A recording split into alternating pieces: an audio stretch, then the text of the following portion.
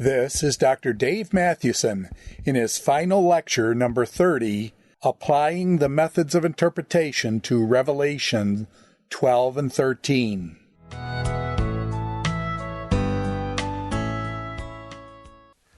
What I want to do in the last session is look at another New Testament text as an example of how to utilize and apply different interpretive methods that we've talked about throughout this course. And once again, I won't necessarily explicitly refer to the method and say, now I'm doing this, but hopefully you'll be able to identify what method is used and how I utilize it and as I work through a text. And the text I want to focus on is Revelation chapter 12 and 13. And I want to begin by reading just chapter 12. I think especially a text like Revelation is important to read.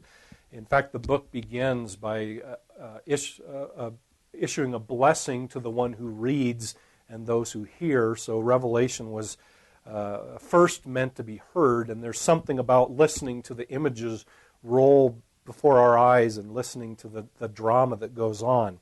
So I will only read chapter 12 and then just summarize chapter 13. So Revelation chapter 12. A great and wondrous sign appeared in heaven, a woman clothed with the sun, with the moon under her feet and a crown of 12 stars on her head. She was pregnant and cried out in pain as she was about to give birth. Then another sign appeared in heaven, an enormous red dragon with 7 heads and 10 horns and 7 crowns on his head. His tail swept a third of the stars out of the sky and flung them to earth. The dragon stood in front of the woman who was about to give birth so that he might devour her child the moment it was born. She gave birth to a son, a male child, who was to rule all the nations with an iron scepter. And her child was snatched away to God and to his throne. The woman fled into the desert to a place prepared for her by God where she might be taken care of for 1260 days.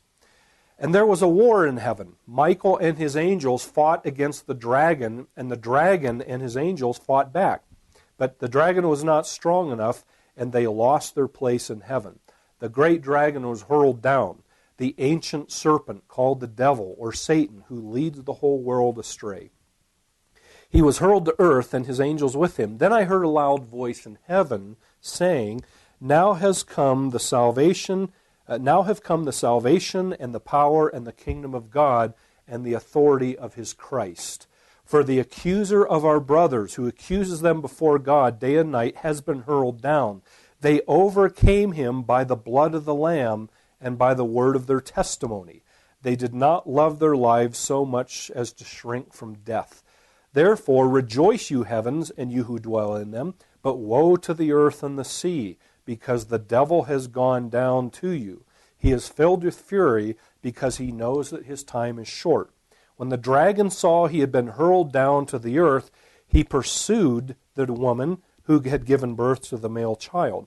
The woman was given the 2 wings of a great eagle so that she might fly to the place prepared for her in the desert, where she would be taken care of for a time, times, and half a time, or 3.5 years, some translations say, out of the serpent's reach.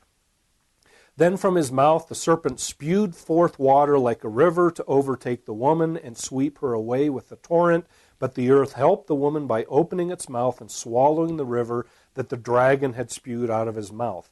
Then the dragon was enraged at the woman and went off to make war against the rest of her offspring, those who obey God's commands and hold to the testimony of Jesus.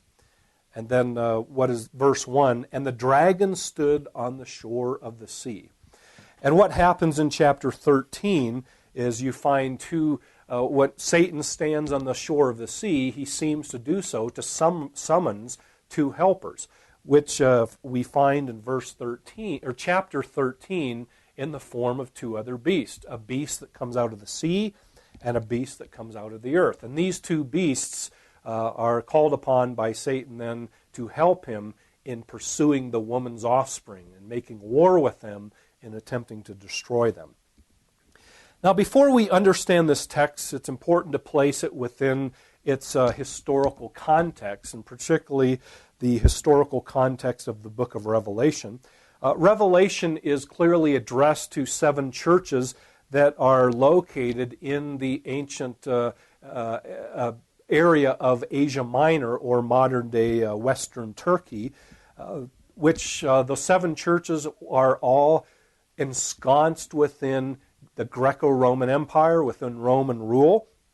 And one of the features of the 7 cities, it's interesting, most of the 7 cities all of them had either imperial temples, that is, temples that were erected in honor of the emperor, or they had temples devoted to pagan gods.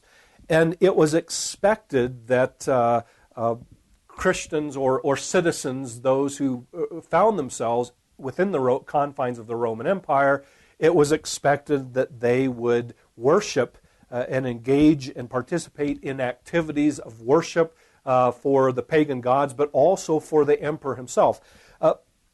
After all, Rome was viewed as that which produced, or usually Rome was viewed in a positive light. That is, Rome was responsible for producing and giving peace to all of those who were within its empire and within its borders. Everyone owed a debt of gratitude to Rome and the emperor because of the peace and the prosperity economically that people enjoyed. All of that was the result of Roman rule and the Roman emperor. We've already seen that the patron-client relationship, that patron-client dynamic, probably operated with the Roman emperor in relationship to the subjects of Rome. That is, since Rome and the emperor was seen as responsible for the well-being of the people in terms of the peace it provided and the economic prosperity, is that people then owed a debt of gratitude to Rome and the emperor and needed to express that as the appropriate expression of a client to his or her patron. We've also seen, though, that the political and economic life of Rome would have been inextricably intertwined with the religious life. So that, again, Rome was often associated with the goddess Roma, and we've already said all of these cities would have had temples built in honor of the emperor, been the site of the imperial cult, a system of worshiping the emperor, showing a debt of gratitude to the emperor, showing one's allegiance to the emperor, but also other Roman gods. And in fact, most businesses or business opportunities, including whether it was like a textile business or whether it was commercial business or even a trade, working with the shipping trade, almost all of them would have been wrapped up with occasions for worshiping the emperor or pagan gods. And so one can begin to see, in the face of all these opportunities to participate in pagan worship or worship of the emperor, for Christians the question arises, to what extent can I participate in the life and culture of Rome and Roman society, which would include participating in its religious practices and its idolatrous practices? To what extent could one do that and still maintain one's allegiance and loyalty to the person of Jesus Christ?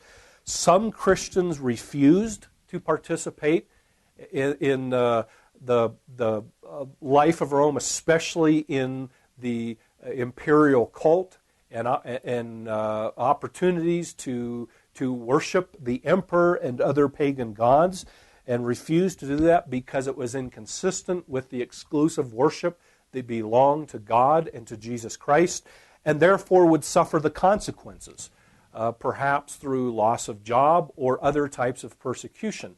One person has already died, according to the book of Revelation, though it doesn't appear that there's anything like a widespread empire-wide or officially sanctioned persecution yet. Most of the persecution, especially those that resulted in death, would have been more at a local level and would have been more sporadic. It would have been local elites who were putting pressure on Christians to conform. After all, they don't want their city to appear ungrateful or rebellious against Rome because of refusal to participate and show gratitude towards the emperor by participating in various occasions of showing allegiance or worshiping the emperor or even other pagan gods. So most of the pressure to conform came at a local level. The other response to this situation would have been compromise, that many Christians probably didn't give it a second thought regarding what they were doing, and they were quite willing to participate in the Roman economy and to make a living and to become wealthy, but also in doing so to participate in the whole religious system of emperor worship and even worship of other pagan gods. So this is the situation that John appears to be addressing, Christians that are struggling with this reality. Most likely Revelation was written, although there have been a number of dates proposed. The most popular one is that Revelation was written towards the end of the first century, actually about the middle of the last decade of the first century, under the rule of the emperor named Domitian. The genre of Revelation, unlike the Romans 6 text we just considered, the genre of Revelation that we spent some time talking about under genre criticism, but Revelation consists of a unique blend of a threefold genre. First of all, it belongs to the genre of an apocalypse, or at least that's the label we've given this literary type. That is, a type of literature that records the visionary experience of a seer who sees a vision of the heavenly world and of the future and couches that vision in highly symbolic language.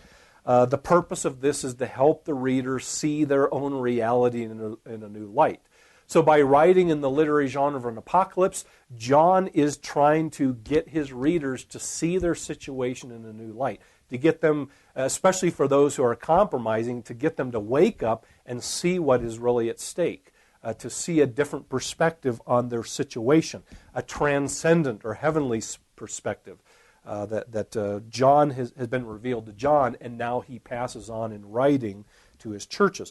We've seen it's also a prophecy, in that this is primarily a proclamation, a message that addresses in terms of comfort, but also exhortation and warning, addresses God's people. It's also an epistle in that the author communicates a message that is relevant to his readers. It meets a specific situation and occasion. Therefore, it must be something that could have been understood.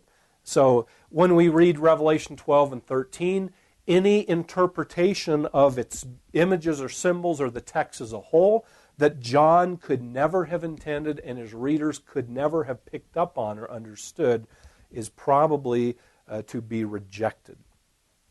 So in light of that background, let's look more specifically at chapters 12 and 13 of of Revelation. Hopefully I won't slip and say that too often. But Revelation 12 and 13 follows a section in chapter 11 that describes or discusses the two witnesses, which the discussion of the two witnesses portrayed the role of the church in the context of the trumpet. Remember the trumpet plagues in chapters 8 and 9, modeled on the Exodus. After portraying these 7 trumpets, now in chapter 11, John addresses the question of what is the church's role in all this. And he portrays in terms of 2 witnesses that the church is to be a faithful witness even in the face of suffering, even in the midst of opposition and suffering.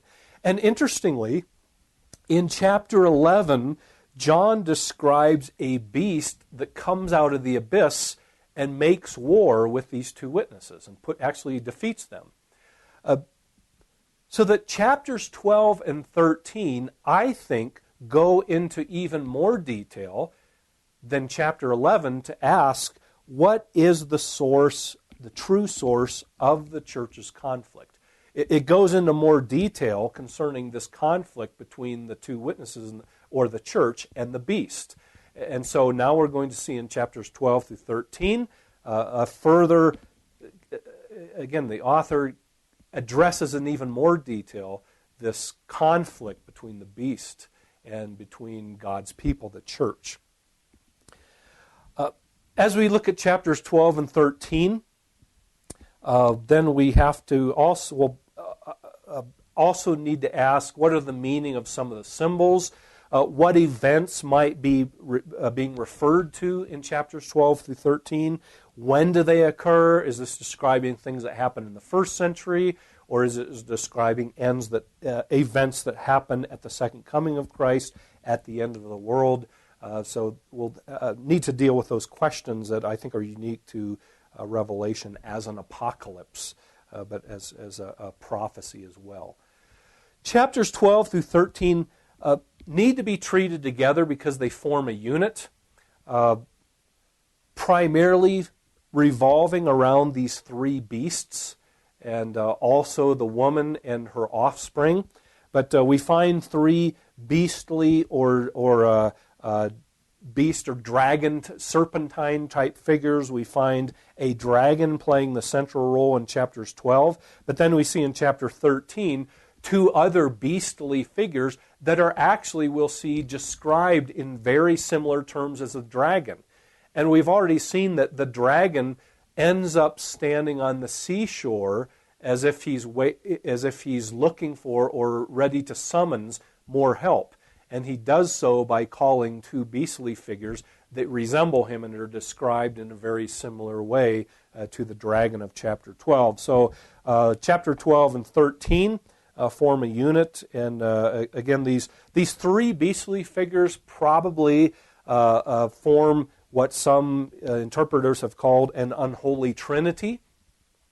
That is in contrast to the references throughout the book of Revelation from God the Father, the Almighty, the Sovereign One, and the Lamb, Jesus Christ the Lamb, and then finally the Spirit, the Holy Spirit, that is described in various ways, such as the seven spirits of God. Now, as a parody of that, we find an unholy trinity, that is the dragon, and then the beast number one that is often referred to as the Antichrist, that which is contrary to that which is anti the person of Christ, and then finally beast number three, which would correspond to the Holy Spirit perhaps. And whether there's a precise correspondence, there might be a little bit of overlap. There does seem to be a clear parity between the three beastly figures here and the Trinity of God, His Son Jesus Christ, and the Spirit, which is referred to already back in chapter 1 of Revelation.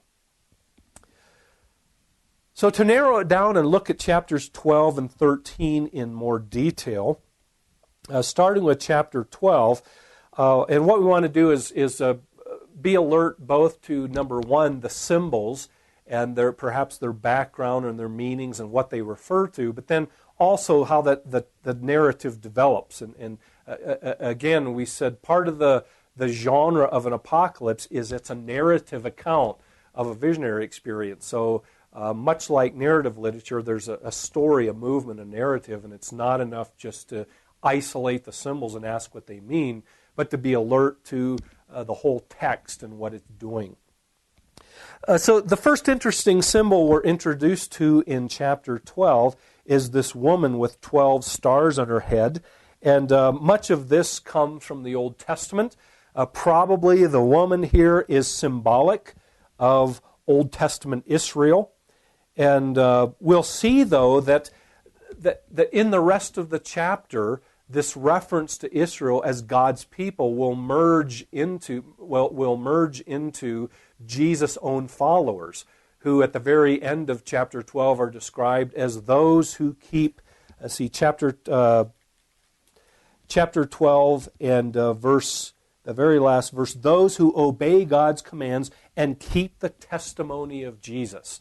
clearly a reference to his church, Jesus' followers.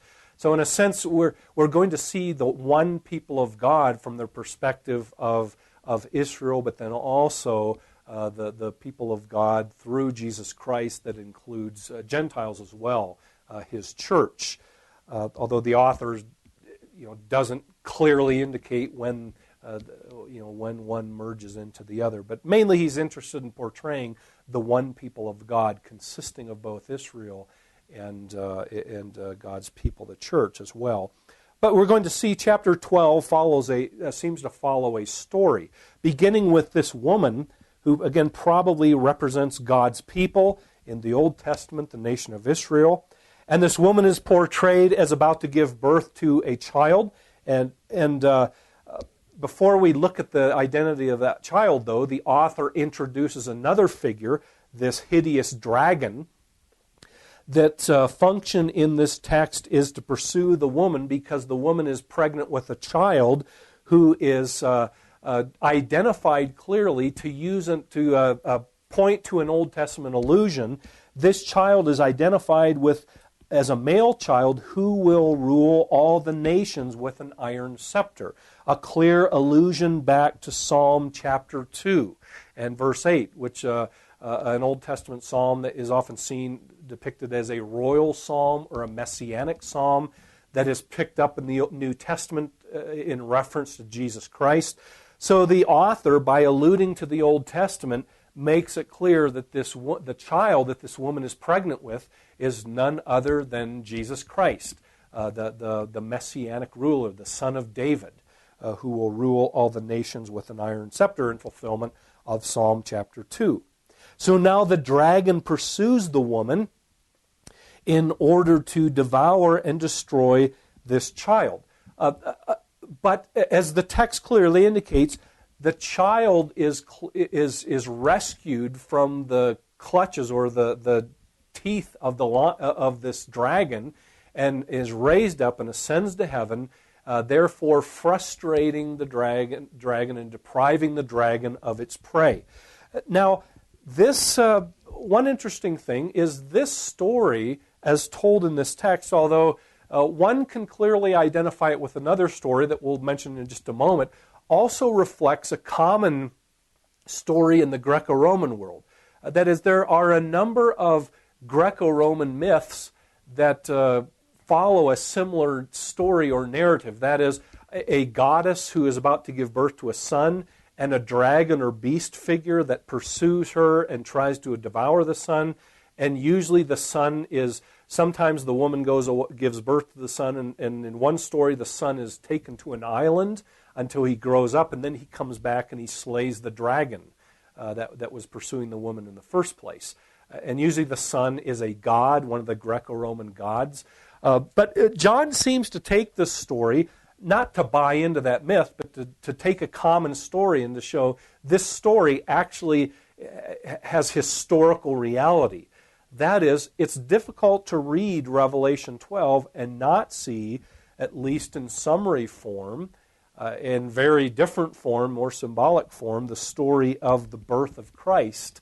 But notice it's compressed, as no sooner is the child born than he is swept up to heaven and raised and ascends to heaven. So in this we see in compressed form reference to the birth and actually the life and then the resurrection and ascension of Christ to heaven, thus frustrating the dragon's attempt to kill and destroy the son. It's very interesting that the dragon later on in verse 9 is identified, again, the author identifies it for us by linking this dragon to an Old Testament reference. He says, the dragon was hurled down, that ancient serpent called the devil or Satan, who leads the whole world astray. That reference to the ancient serpent clearly identifies this dragon of Revelation 12 with the snake, the serpent, that deceived Adam and Eve in the Garden of Eden, and identifies him as the devil or Satan, using terms you find elsewhere in the New Testament. to refer to this primary antagonist of God and his purposes. We'll return to that in just a moment, that reference to Genesis. But a couple of other important references is, first of all, note that this woman flees to the desert. Again, we shouldn't ask questions about geographically where this takes place and what is going on. The desert was simply symbolic of preservation at this point, and so by having the woman flee to the desert, the idea of this is God now protects his people. Though the dragon pursues her, God keeps and protects his people and cares for them. So again, the woman is not referring to a literal, actual woman, but is symbolic. As we sometimes, again, this may reflect the Old Testament notion of referring to God's people as a woman, as a wife, as the bride of Yahweh, or something like that. So even in the Old Testament, you find a woman often symbolizing the people of God, Israel in the Old Testament.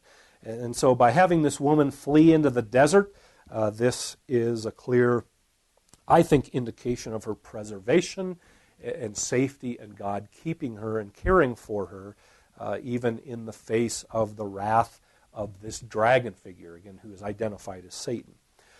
But a further reference is, following that, you have this interesting story in 7 through 9 of Satan warring with Michael and his angels and being defeated and cast out of heaven. And the question is, when did this take place? Where does this take place? Why does it happen here in the text? Most likely, this is a further, starting at verse 7 through verse 12, this is a further explanation. In other words, this is probably not chronologically happening after 1 through 6. So it's not saying the dragon did this, and then following that, then we have this event taking place in history. But instead, I think verses 7 through 12 are going back and explaining in more detail what happens in 1 through 6. And so you have this battle between Michael and his angels.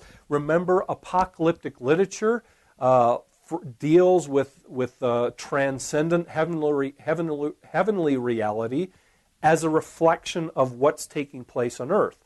So now, in true apocalyptic fashion, John sees this heavenly vision of this war in heaven where Michael and his angels fight against this dragon that we've been introduced to in verses 1 through 6 and his minions or his angels, and they fight and engage in battle, and in verses 8 and 9, Satan is cast down and is defeated. And one wants to know, when did this take place and what event is this referring to? I think the key is to read verses 10 through 12. And particularly verse 10 and 11, then I heard a loud voice. Voices in Revelation often interpret events. So you'll find certain persons, heavenly voices or hymns or angelic beings saying things. Often the speeches or the voices or songs in Revelation interpret events that take place. And I think verses 10 and 11 probably interpret this event of Michael and his angels defeating the dragon and his angels. Verse 11, I'll read it again. Then I heard a loud voice saying, now have come the salvation and power and kingdom of God and the authority of his Christ, for the accuser of our brothers who accuse them before our God day and night has been hurled down. Verses 7 through 9. They overcame him, that is, these accusers, which I take it are God's people, they overcame him by the blood of the Lamb and by the word of their testimony. I think verses 7 through 9 is, again, a symbolic portrayal of the defeat of Satan and his angels at the death of Jesus Christ. The blood of the Lamb, or the death of Jesus Christ, was the ultimate defeat of Satan and his angels. And so, as I said, 7 through 10, that then is interpreted by this voice in 10 through 12, further describes what's going on in 1 through 6. The true source of Satan's defeat, then, is the death of Jesus Christ on the cross. And this further explains then why he tries to devour the woman, why he goes after the woman, and why she needs to be put in the desert to be rescued and secure, is verse 12. The devil, the dragon that has been cast down, he is now filled with fury because he knows that his time is short. So what we're going to read in the rest of 12 through 13 is a result of what happens in the first part of 12. Satan has been defeated and cast down. He's been deprived of his ability to destroy the child. Now, because he's been defeated, he's been cast out of heaven at the death of Jesus Christ. The blood of Christ, the death of Christ, has spelled the defeat of the dragon. So now that he knows his time is short, now he's going to unleash his wrath and fury on the woman and her offspring. So that brings us to the rest of chapter 12. When the dragon saw he had been hurled down, now he goes after the woman, which we said symbolizes God's people. But probably now the woman is more than just the nation of Israel. The woman includes those, as chapter 12 ends, those who keep God's commands and the testimony of Jesus Christ, which clearly would be a reference to the new people of God, both Jew and Gentile, making up the church that belong to Jesus Christ and are God's people by virtue of belonging to Christ.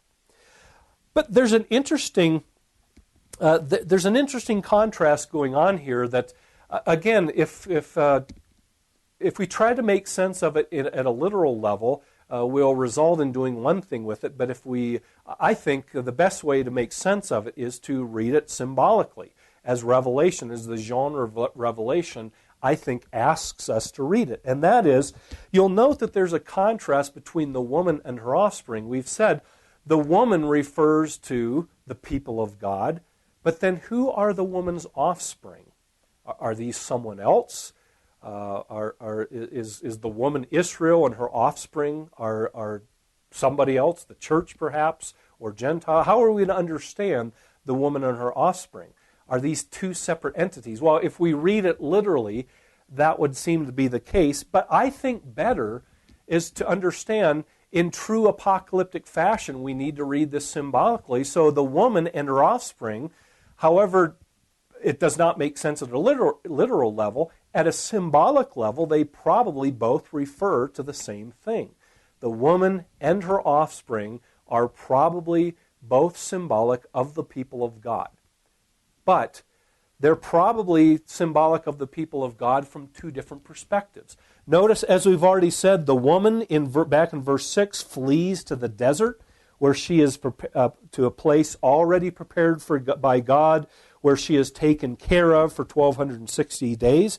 Then notice in verse 14, the dragon now goes after the woman, and it says, based on the fact that he was not able to destroy this child, Jesus Christ, who is to rule the nations with an iron scepter, and based on the fact that it's through his death and resurrection that Satan has been destroyed and cast out of heaven and defeated, now in his anger he goes after this woman. But verse 14, the woman was given 2 wings of a great eagle so that she might fly to the place prepared for her in the desert, where she would be taken care of for a time, times, and half a time, out of the serpent's reach.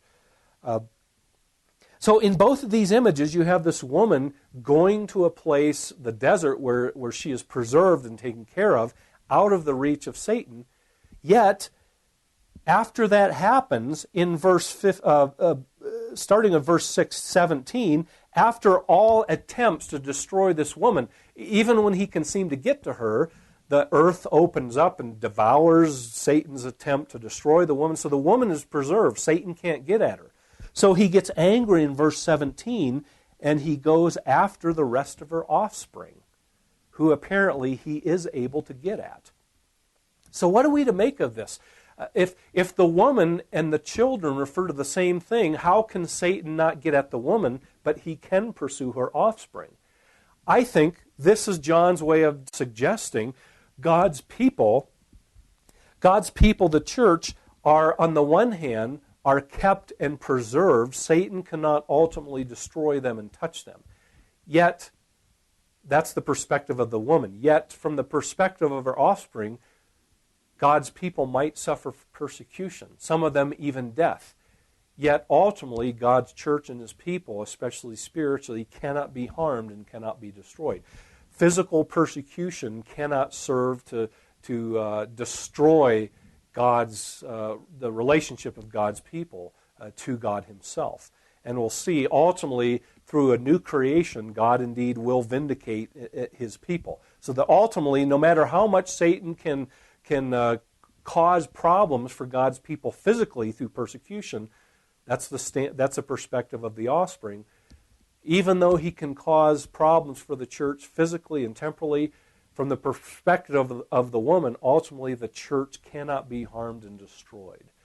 They are still God's people that he will keep, and he will keep his promises to them.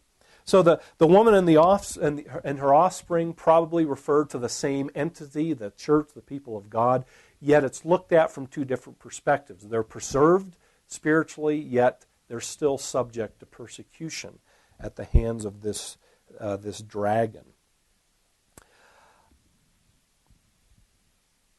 The last two things I want to look at is we've already talked about that number of 3.5 years in verse 14, or time, times, and half a time. And I've already suggested this language should not be taken literally to refer to a specific period of time in the past or in the future. But the 3.5 years is symbolic of the entire period of the church's persecution, starting in the first century.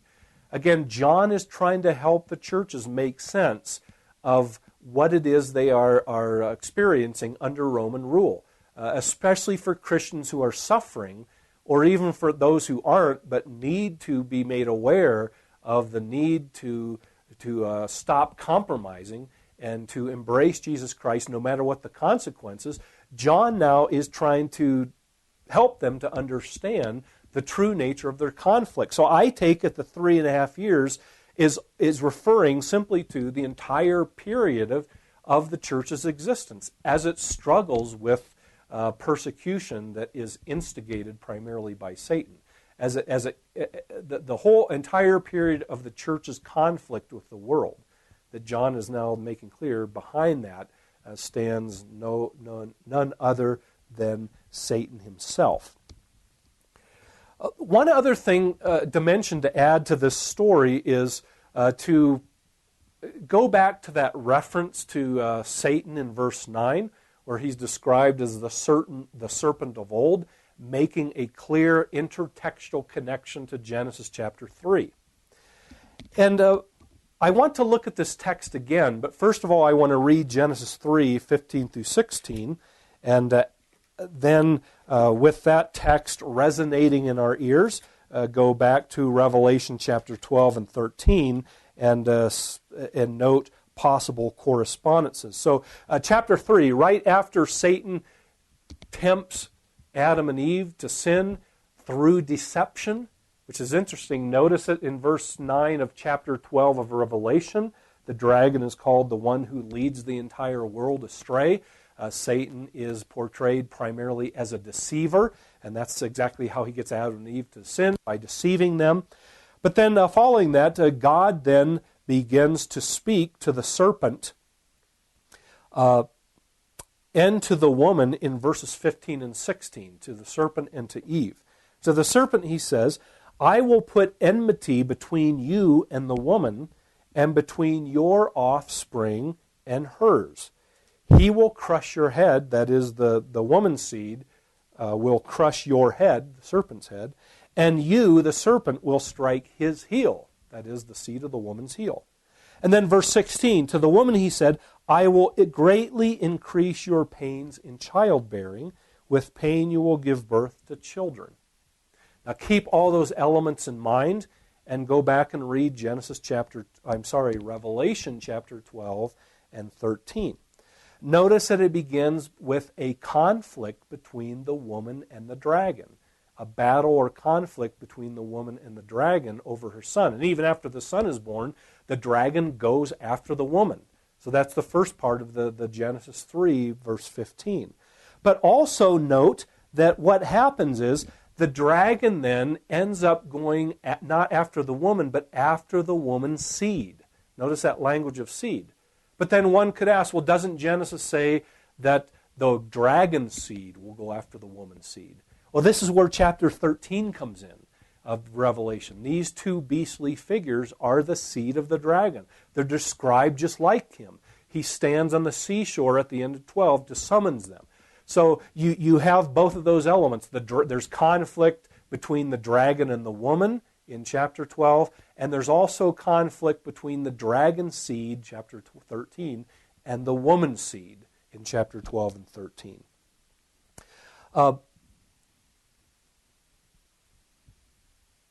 Notice that reference, though, in the Genesis account in 3:15 to bruising the heel, which simply may refer to Satan going after, he wants to devour the son. So he's able to bruise his heel, especially through the death of Jesus Christ.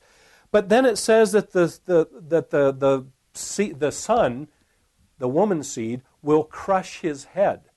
And the question is, where do we find the head of the dragon crushed? Well, in a way, you could infer that the battle and defeat of Satan in 7 through 12 of chapter 12 of Revelation is the crushing of Satan's head. But if you jump over, although this isn't a reference to the dragon specifically, but to one of the dragon's offspring, notice that beast number 1, who is described just like the dragon, notice what is said about him. Verse 3 of chapter 13, describing this beast, it says, one of the heads of the beast seemed to have a fatal wound, but the fatal wound had been healed. Now, there may be other things going on, but it appears to me that, I think two in particular, number 1, I think this is a parody of Jesus Christ. In other words, it's portraying the beast in the same way that Jesus Christ was dead and is now alive, chapter 1 of Revelation. Now the beast appears to be able to mimic Christ. He's so powerful. But second, I think this is probably an allusion back to the Genesis account. This is the crushing blow to the head of the dragon through crushing the head of one of his followers, one of his offspring. Also notice another interesting thing at the very beginning of chapter 12. Notice how the woman is described. She was pregnant and cried out in pain as about to give birth, which probably reflects Genesis 3:16 and the promise of the woman that she would give birth through pain, that she would give birth to children, that she would cry out in pain. Now, the question, though, is what's the significance of this? What might be the interpretive significance of this allusion to Genesis chapter 3? How does that make a difference in the meaning of the text? I think it might be this. We've already seen that one of the things going on in chapters 12 and 13, John is trying to help his readers understand the true nature of their conflict. To go back to the background of Revelation, for Christians living in the Roman Empire, many of them experiencing hostility at the hands of Rome, this now is explaining the true nature of their conflict. And what John does is he places their conflict in the first century in part of a larger story or narrative that goes all the way back to creation. As if John wants to tell his readers, what you are experiencing in the hands of Rome should not be a surprise. It's nothing less than part of an age-old conflict that goes all the way back to creation. What you see going on is simply this ongoing conflict that goes all the way back to the beginning of creation. And now you simply see it emerging again in your story. Although the kind of the linchpin, though, is that Christ has already dealt the death blow. Satan is already defeated and knows his time is short.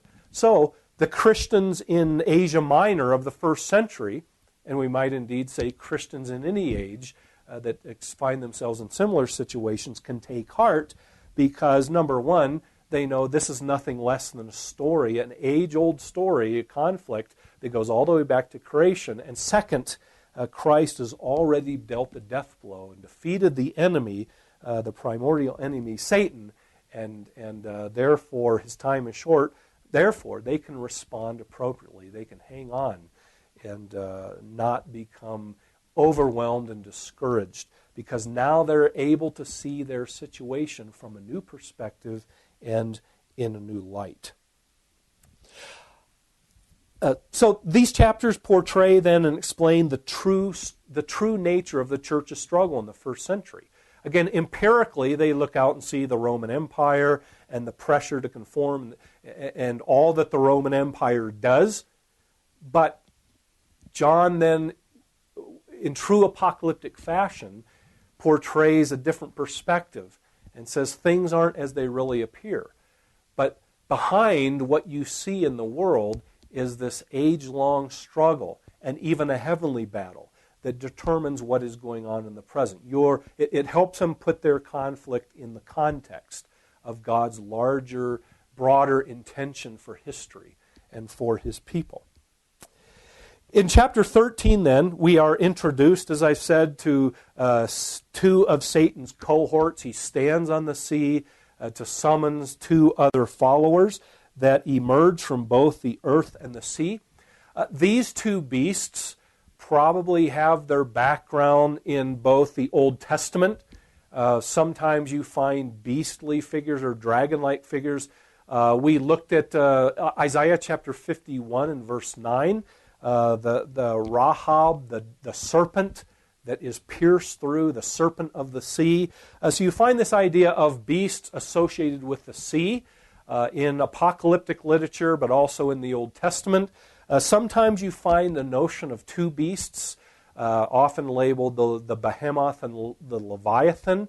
And John may have that text and other text in mind. But he's clearly drawing on rather traditional imagery, taking beast or dragon-like figures and using them symbolically to refer to various persons or nations.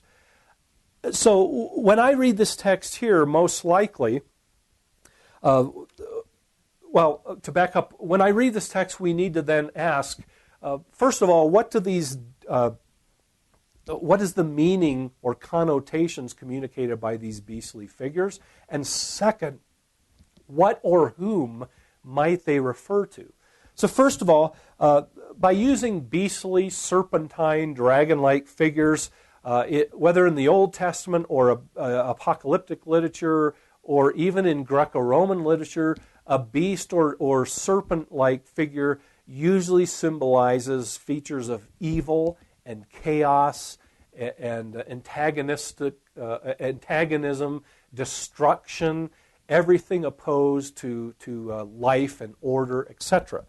So by portraying, by referring to a beast, I think John wants to communicate all those things. Whatever he's referring to, he wants to associate it with beastly figures of the past, or this beastly figures in other literature. That is, those persons or events or nations associated with chaos and evil, and that which is inimical, that which is demonic, that which is destructive.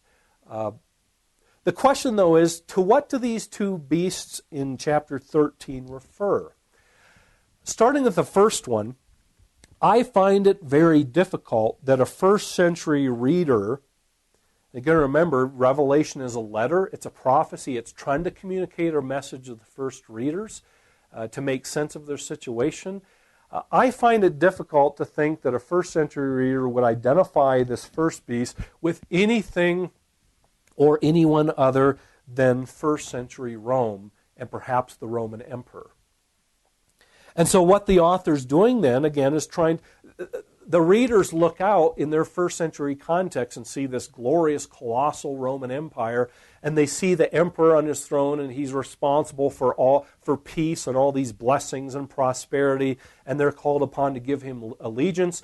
What is the effect of John's portraying of the Roman Empire or the emperor himself as a beastly figure?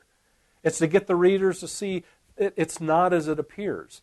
Actually, what lies behind the Roman Empire and the emperor is this beastly figure that is associated with nothing less than the dragon, the age-old serpent that goes all the way back to the creation narrative. In fact, notice also how this beast is described, this beast number 1. It says, men worship the dragon, or people worship the dragon because he had given authority to the beast. So the dragon in chapter 12 gives his authority to the beast. The beast is sort of now the representative of the dragon. And his sole goal is to point people towards the beast. So this, to be involved in Roman society and Roman commerce, and to participate in opportunities to worship and show allegiance to the emperor is not as innocuous as it seems. But now John says behind it is nothing less than worshiping the dragon himself. But who is the second beast? In other words, beast number 1 is the empire, the emperor who demands worship, who rules over the entire earth in the form of the Roman Empire and perhaps the emperor. Who is beast number 2? Most likely, the second beast, you'll notice as you read verses 11 through 18 of Revelation 13, the second beast is also described much like the beast number 1 and also the dragon. Notice verse 11. He had 2 horns like a lamb, but he spoke like a dragon. So in some way, beast number 2 again is an offspring of the dragon. He represents the dragon. But it goes on and says, he exercised all the authority of the first beast on his behalf. So the main function of the third beast, or the second beast, the beast from the land in verses 11 through 18, is to point to and direct attention to and get people to focus on beast number 1, the Roman Empire and the emperor. Most likely, beast number 2 probably symbolized the local elites who fostered and even demanded people participate in pagan worship or in the emperor worship, in the form of participating in the local economy or the local temples that were built and existed in the 7 cities to which Revelation is addressed. Most likely, the second beast represents the elite, or at least anyone who promotes and fosters worshiping and forces worshiping the Roman Empire and the emperor through occasions for emperor worship, the whole system of the imperial cult, and even pagan worship and directing attention to Rome as the goddess Roma. So probably beast number 2 would represent anyone who is responsible for forcing persons to participate in that. Verse 14 is an interesting one, and verse 13 it says, he, the second beast, performed great and miraculous signs, even causing fire to come down from heaven to earth in full view of people. Because of the signs he was given, or because of the signs he was given power to do on behalf of the first beast, he deceived the inhabitants of the earth. He ordered them to set up an image in honor of the beast who was wounded by the sword and yet lived. Again, the setting up the image of the beast, is it possible that refers to the different local shrines in honor of the emperor? But what I want you to notice is the connection between deceiving again, the ability to deceive the inhabitants of the earth in verse 14, and the description of the dragon back in verse 9. He leads the whole world astray. So at the heart of what is going on, it's as if John is saying that as the people look out and see this colossal empire and all the benefits that it provides and all the glamour and glitter of the Roman Empire, what John wants to see is this is part of the ploy, this is part of the deceptive ploy that ultimately goes back to Satan himself, to deceive the readers into following the beast, to deceive the readers into thinking they can compromise their faith in Jesus Christ and allegiance to Jesus Christ and to God by participating in the idolatrous system of the Roman Empire. Now John, again, do you see what he's doing? He's shedding a completely new light on what's going on in first century Rome. In fact, note that they are the second beast representing those in charge of promoting the first beast, the Roman Empire, the emperor. They are able to even level economic sanctions in verse 16 and 17 for those who refuse to comply. Verse 18, I can hardly end by not saying something about verse 18, the famous number 666, and there have been all kinds of wild things done with that. One instance I always like to tell is when I was living in Minnesota in the United States, I went to a Christian music festival, and we had to have wrist tags to get in, and they all had a number. And almost everyone, the first 6 or 7 numbers were identical. The last 3 were the ones that changed, identifying, that was kind of your identification to be able to leave and get back into the events. I looked at mine as soon as I got it, and the last 3 numbers were 666. And some individuals may have made a big deal out of that and even refused to wear something like that. But I think about that in terms of what is going on in this text and how does it relate to our modern day phenomena of seeing number. Sometimes someone will have a phone number with 666, or you'll see license plates with 666. And what do we make of those things in light of what's going on in Revelation? First of all, the first obvious principle to apply when thinking about modern day applications of this text is once again to evoke the principle, what could John have intended and what most likely would his readers have understood?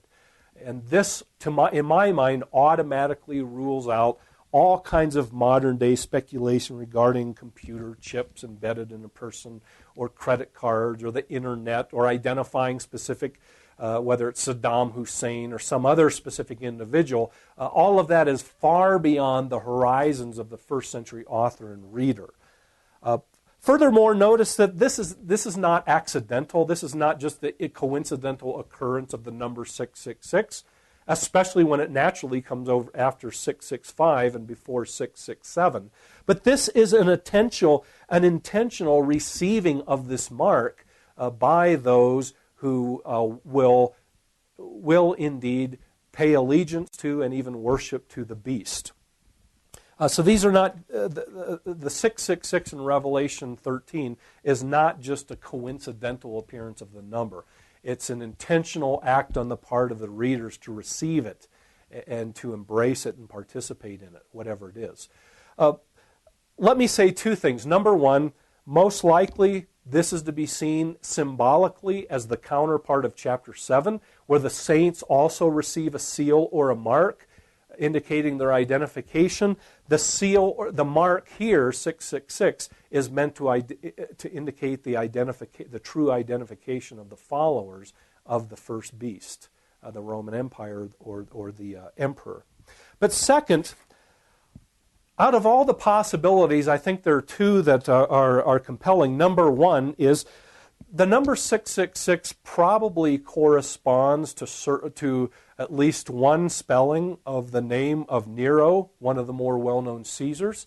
Revelation appears to have been written long after Nero, so that what John may be doing is simply using Nero, who was known for his harsh treatment and his cruelty and his evilness, using Nero as kind of a model or symbol for what's going on in the reader's present day. So 666 might be a way of them saying that what's going on is similar to what went on with Nero. Here, once again, in the same way, we see evil and chaos. We see evil and an attempt to destroy God's people, now incarnate again in the emperor and the situations the readers faced. Second, it's also possible that 666 falls short of the perfect number 7. 666 corresponding to or 666 corresponding to the evil trinity, the dragon, beast number 1 and beast number 2, that fall short of the perfect number of 7, perhaps corresponding with the godly trinity of God and Jesus Christ, his Messiah, and the Spirit. But in any case, again, to put this text together, Revelation chapter 12 and 13 function in the book to explore and explain in a deeper level, more detail, the true nature of the conflict of the people of God in the first century, but I would argue in any age. The true nature of the conflict is not merely a physical one, but behind it lies a spiritual battle, a spiritual conflict, attempts of Satan and his ability to revitalize this ongoing battle, his ability to inspire human persons and institutions to set themselves up as God, arrogantly as God, and to oppress and oppose, even kill God's people. Chapter 12 and 13 then help God's people to come to grips with the true nature of the struggle and to be able to respond to it appropriately, to be able to resist ungodly oppressive powers, but be able to persevere under oppression and even the ultimate price of martyrdom or death. In a sense, Revelation chapter 12 and 13 is a symbolic narrative of what Paul says in Ephesians 6. Our battle is not with flesh and blood, but against the rulers and authorities and powers in the heavenly realms. And Revelation 12 and 13 reminds its readers, your true battle is not with flesh and blood. Not that that's not a real battle. That's not what Paul or John is saying. It is real. But the true nature of the battle is not a flesh and blood one with the rulers and authorities of the earthly realm, the emperor or the Roman Empire, but your true battle is a spiritual one with the rulers and authorities in the heavenly worlds that in true apocalyptic fashion lies behind the earthly battles that you face. So knowing the true nature of the battle, the readers, first century readers of 12 and 13, and in any century, are better equipped to understand and to respond to any society or government or person that exalts themselves up as God, but also to resist that, but also to persevere and endure in the face of oppression and persecution. So one more example of how application of various interpretive methodologies can help us to understand a text, to come to grips with its meaning in light of its original historical context, but also start to apply avenues for how we apply that text to ourselves as God's people, who confess God's word as inspired Scripture, and through which God continues to speak to his people today.